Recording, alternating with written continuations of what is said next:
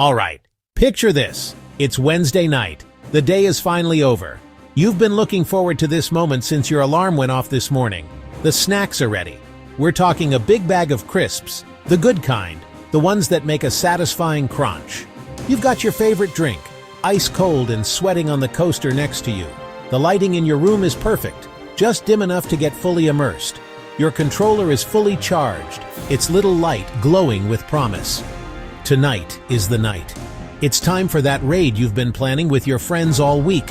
The final boss awaits. You sink into your gaming chair, that glorious throne of comfort. You grab your headset, sliding it on and hearing that familiar click as you adjust the mic. You guys ready? You ask your squad, who are all buzzing with the same energy. You navigate to the game icon on your PlayStation 5 home screen, your thumb hovering over the X button with anticipation. You press X. The game's splash screen appears for a second, and then an error message. Cannot connect to the PlayStation Network. That perfect gaming night, so carefully prepared, has just been completely and utterly torpedoed by the dreaded PSN outage. So what exactly happened on September 3rd, 2025? Well, it wasn't just a small hiccup. It was a massive system-wide blackout that knocked the PlayStation Network completely offline. The outage struck at around 7 p.m. Eastern Time, peak gaming time for millions across North America and South America. Just when everyone was settling in for the evening, bam! The digital doors slammed shut. Reports said nearly every one of PlayStation's 120 million active monthly users was impacted. It wasn't just one service, it was the whole shebang. You couldn't play online multiplayer. You couldn't access the PlayStation Store. You couldn't stream movies or TV shows through the console. Error code NW12315-2 became the stuff of nightmares. Even some single-player games wouldn't launch. Why? Digital licenses need to check in with servers to verify ownership. So even solo play often failed. The great PSN outage of 2011 lasted 23 days. It was caused by a massive hack and shattered trust. Then in 2014, a Christmas outage took down PSN and Xbox Live, ruining holidays for new console owners. Down Detector showed a vertical spike like a mountain. Tokyo, London, Los Angeles, gamers everywhere shared the same frustration. A brutal reminder, our hobby depends on centralized networks. When they fail, everything goes dark and we're left staring at a useless box. The outage was global, a domino effect. Social media flooded within minutes.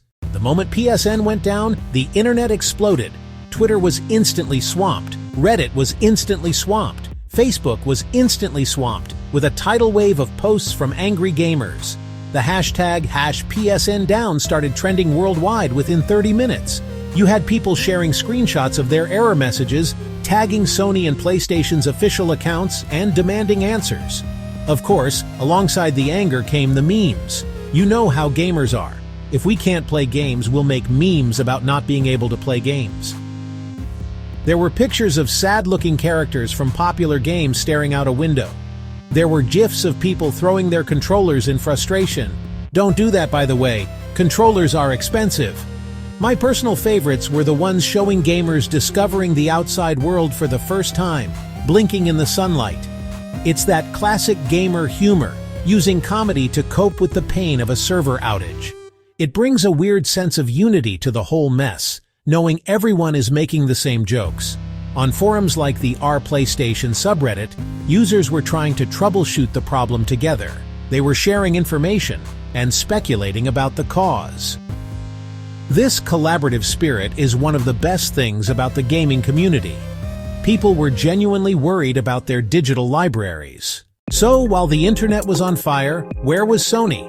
For the first few hours of the outage, there was complete silence. PlayStation official account had no updates. Ask PlayStation support account had no updates. The PSN service status page showed all services up and running. That only added more fuel to the fire. Gamers started posting screenshots of the greenlit status page. They posted those screenshots next to their error messages. This initial lack of communication was a massive misstep. Eventually, Sony's support channels flickered to life. They posted a generic acknowledgement message. The message said engineers were working to resolve the issue. It did little to calm the masses. It took nearly 12 hours for services to start coming back online. Even then, the recovery was patchy. A few days later, Sony announced a fix. They offered PlayStation Plus subscribers an extension of their subscription by 2 days. 2 days! The community reaction was not great. Most saw it as a weak apology. Many argued 2 days didn't compensate lost time, especially for people with specific nights to play. It felt calculated and hollow, a gesture that missed the mark. This latest outage, on top of all the others, really makes you think. We are moving deeper and deeper into a world where we don't own physical copies of our games. We buy digital licenses that live on a server somewhere. But what happens when we can't connect to that server? As we saw on September 3rd, it can mean you lose access to everything. Every time PSN goes down, a little bit of that trust erodes. It raises serious doubts about Sony's investment in its network infrastructure. They need to be more transparent. They also need to seriously invest in their back-end infrastructure to prevent these outages from happening in the first place. But now, I want to hear from you. What was your experience with the great PSN outage of 2025? Were you about to jump into a game when it all went dark? What do you think about Sony's response and the 2-day compensation? Most importantly, what do you think Sony needs to do to win back our trust and make sure our gaming nights aren't ruined again in the future? Let me know your thoughts down in the comments. Let's have a real conversation about this, because as a community, our voices matter. We're the ones keeping this whole thing going after all.